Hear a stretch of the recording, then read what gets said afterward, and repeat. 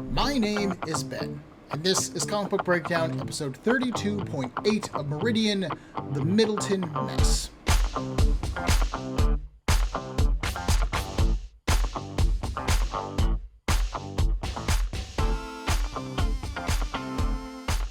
In issue 6 of Meridian, it happened.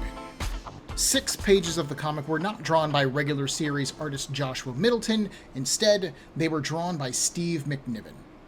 Publisher and founder of CrossGen Comics, Michael Atiyeh, addressed this in a letter from editorial at the end of issue 6's story content. Quote, "It has always been our privilege to be open and honest with our fans. We'd like to tell you why. During the course of the month in which he was to finish this issue, artist Joshua Middleton, using the anonymous screen name Big Dad, launched a sustained campaign on the wizardworld.com message boards to try and defame this company. The result of this was that he was immediately terminated.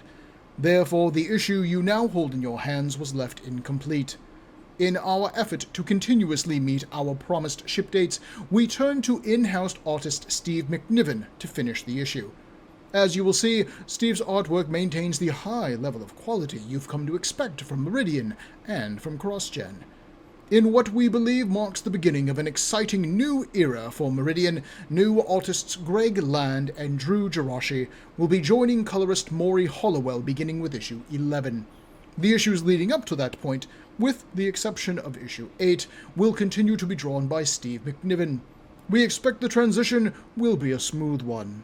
Steve is a great artist, and his work will speak for itself." End quote. And there's a part of me that really wants to just leave the topic at that and move on. Josh Middleton got fired, let's keep talking about Meridian. That is clearly what CrossGen did.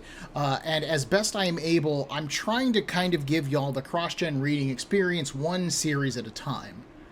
But I also believe in displaying both sides of an argument when it is necessary. I do not know what Middleton's complaints were, and while perhaps he vocalized them in the wrong way, I would like to know what they were. I want to know if he had a point, to be quite honest. Some of CrossGen's writers, like Ron Mars and Mark Waid, have since told stories about founder Michael Atiyeh's temper, arrogance, and how difficult he could be to work with. Was this what Middleton had a problem with? If I was going to present Middleton's story and the departure from Meridian, then I wanted to present both sides of that. And to be fair, I have really tried to search for Middleton's posts, and I have found nothing. You know how everyone believes that everything will always be on the internet forever and ever, for always? Well, I honestly thought that too, until I tried to find this information. If you Google any combination of Josh Middleton and CrossGen or controversy or complaint or firing, you find almost nothing. I even went to the Wayback Machine and tried to find screen grabs of Wizard World's message boards, but this is all I found. Okay, as you can see here, I've got a video of me on the Wizard World discussion boards. This is on the Wayback Machine for the Internet Archive. I did manage to find the CrossGen Comics specific board, so let me play this video for y'all.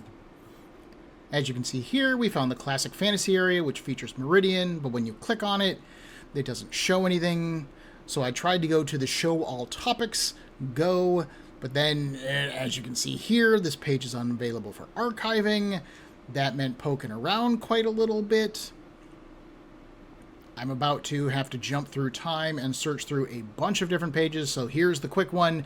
I love that the title of the one thread archived as Meridian is dumb. That's perfect.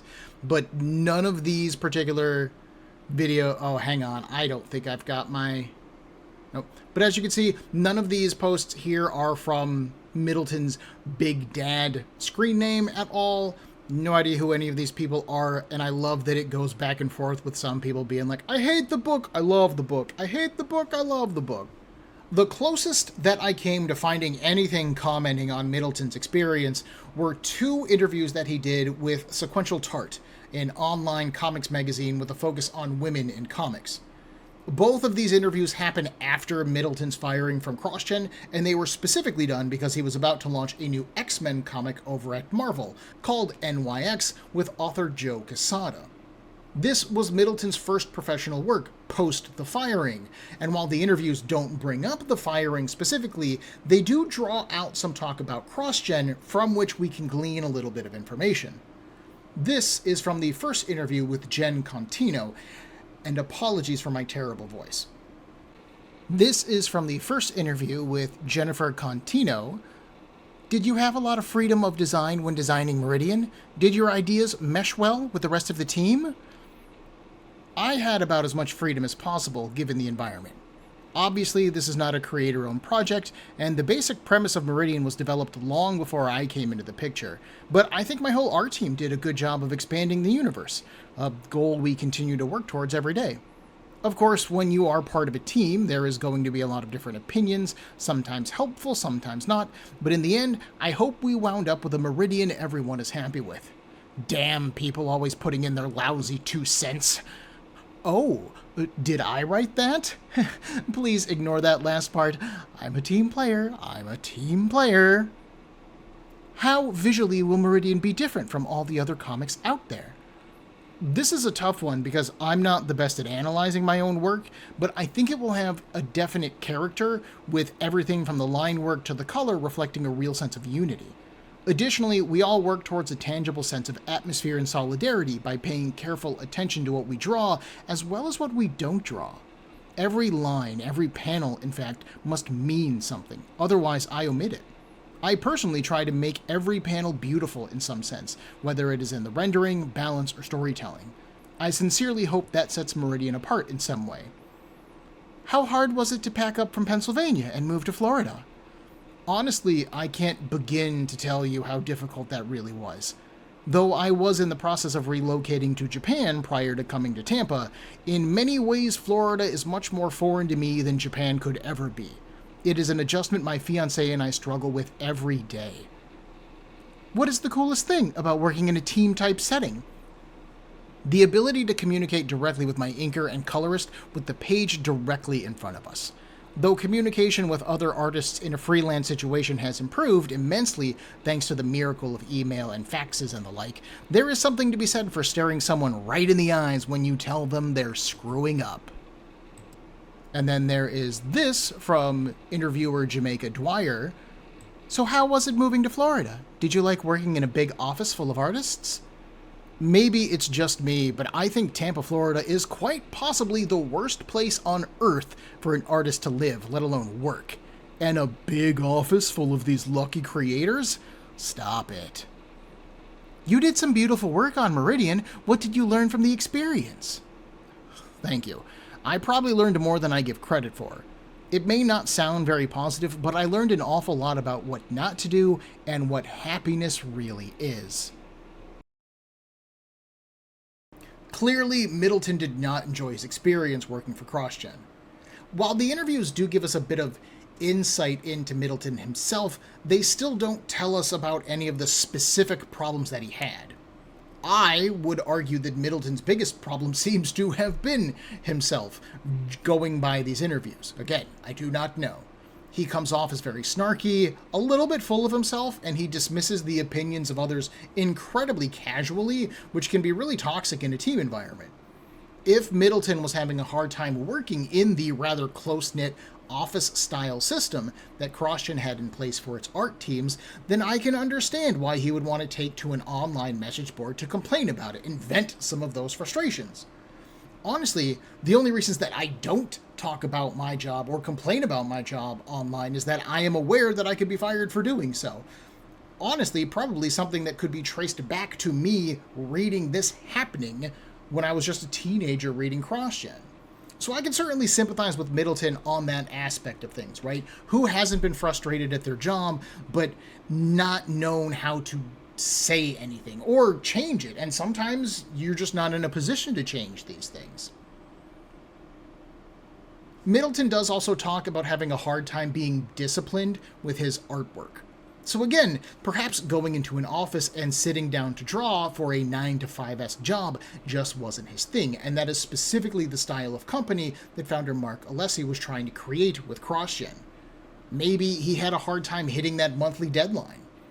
I do think that with issues 5 and 6 of Meridian specifically, Middleton's artwork does look particularly light, almost unfinished, I would argue, in some places, saved only because of Paul Mounts and Maury Hollowell's fantastic coloring jobs. I know that, for my part, this all went right over my head at the time. While I had been lurking on CrossGen's own message boards, I hadn't joined them yet as an active poster or participant. I do seem to recall that Middleton might have posted on CrossGen's boards, but I cannot confirm that or find any proof of it.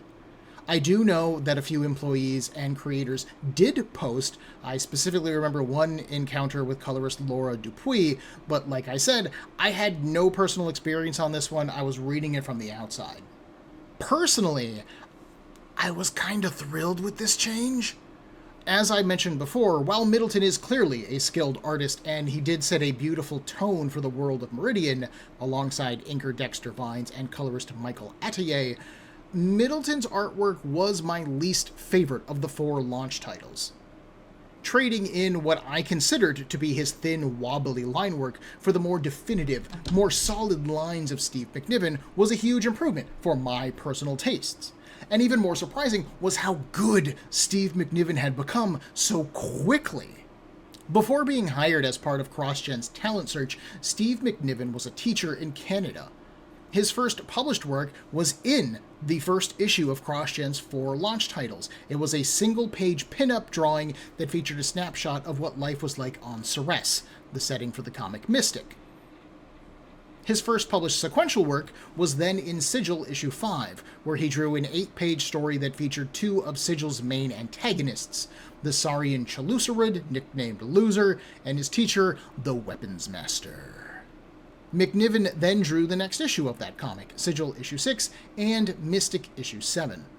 Both of these comics are good-looking and work well for the most part, but they are also clearly rough around the edges. McNiven's line work seems a lot thicker in those particular books than it'll end up being in Meridian, with a much heavier focus on spot blacks that he kind of like... he takes his foot off the spot black gas by the time he gets to Meridian.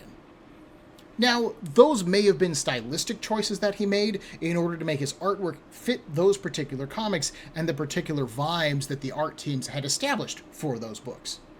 I certainly remember McNiven trying to do some of the same Art Nouveau style design work that artist Brandon Peterson did over on Mystic during his fill-in issue. So here, with Meridian, it is possible that McNiven was trying to remain as consistent as he could be to Middleton style while still being himself as an artist. And it just seemed to click, to be quite honest. As Meridian goes on, we will see McNiven's style solidify into basically what it is today, and how it has made McNiven an industry titan. Out of the 44 issues of Meridian that ended up being published by CrossGen, McNiven draws exactly half of them. 22 issues total, which I think is a weird coincidence. He draws more issues of Meridian than any other single artist on the book.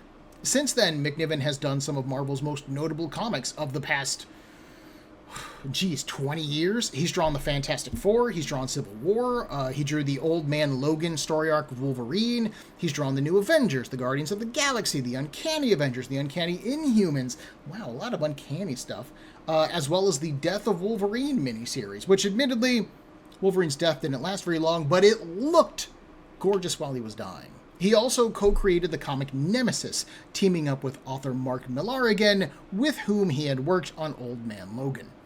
This just scratches the surface of McNiven's career. But wait! Alessi's letter to the fans said that Greg Land and Drew Jarashi would be taking over Meridian. But you just said that McNiven stays on the book, Ben. Well, that is true. In an article posted back in 2012, author Ron Mars recounted a phone call that he had with Greg Land before the artist had made the move to Florida. According to Mars, Land wasn't entirely thrilled with the idea of drawing a comic starring a young girl. So Mars pitched an entirely new comic to Mark Alessi, one that would be high fantasy, a la The Lord of the Rings, which was about to release in theaters, had a huge following, and was an almost unexplored concept in the comic book market. Alessi agreed to a pitch. Mars then returned to his office and in 3 days came up with the story Bible for the comic that would be known as Sojourn. Alessi's only note was to add a dog, because people liked dogs, and so it was done. Sojourn would go on to become one of CrossGen's most well-beloved titles, at least partially because it features some of, quite frankly, in my opinion, Greg Land's single best artwork in an entire comic. Now, it has become a known fact that Greg Land has and does use reference and models in his drawings. Some people refer to it as tracing. My understanding is that he just looks at a thing and draws something to look like it, but I could be wrong. This has led to Land being known for using, let's say, adult actresses as references for his comics, creating some particularly sexualized and unintentionally funny female poses. This may be part of why he didn't want to draw a comic starring a young girl like Seffi, as it just would have been inappropriate. And Land would have been known for drawing attractive ladies. He had previously drawn the Birds of Prey title for DC, as well as Nightwing, which he would have left in order to join CrossGen. And admittedly, I don't think Nightwing had much of a big focus on sexy ladies, but Birds of Prey certainly did. So, Ron Marz created Sojourn specifically because of his love of Tolkien and high fantasy, and because Greg Land needed a comic to draw. Steve McNiven then stayed on Meridian, setting him on the path to becoming an industry titan. Middleton did continue to work in the comic book industry. He did a few stories and covers for X-Men Unlimited in 2002 before creating NYX issues 1 through 4 with Joe Quesada, as previously stated. In 2004, he did some work for DC, drawing a Superman/Shazam miniseries called First Thunder, and he did quite a number of covers. In 2010, he left the comics industry and shifted over to animation and film production. He worked in the art department for things like the Firefly spin-off movie Serenity, as well as the Green Lantern the Animated Series, as the art director with Bruce Timm, which is really impressive. He worked on The Legend of Korra for Nickelodeon, and has done work for Universal Studios, Warner Brothers, Disney, Marvel Studios, Sony Pictures, and Sony Animation, according to his Wikipedia page. Which I think is pretty fitting for Middleton. In one of those sequential tart interviews, Middleton mentions that the thing he likes most about making artwork is telling stories. He didn't love comic books in particular, in the way that I do, and he saw a little difference between how a comic tells a story and how a movie tells a story, or how animation tells a story. And to be fair, those things are made up of essentially comic books. In terms of you have to do a storyboard, you have to plot out your action, you have to plot out the way the camera moves, and that's exactly what a comic book is to begin with. I also think that McNiven's success in the animation and film industries shows that he's learned to work within a team a little bit more, and honestly, I am glad to see him succeed at that. That said, I definitely have some complicated feelings regarding the man that I've just never unpacked or unsettled, and they're, like, intellectually I know they're not necessary, but emotionally I still feel them. Like, I know it's totally nonsensical to feel this way, but learning that Middleton had been bad-mouthing CrossGen at the time felt like a personal betrayal to me. I loved what CrossGen was doing. Both in their stories and how they were trying to change the industry. And anyone who had a problem with that had to be a bad person. And so young Ben definitely put a lot of those feelings onto Middleton. Why would he badmouth this company that I loved? Even if he didn't like it, fine, quit, move on, go do something else if you're unhappy. That's a perfectly fine thing to do. Why trash talk them until you get fired, right?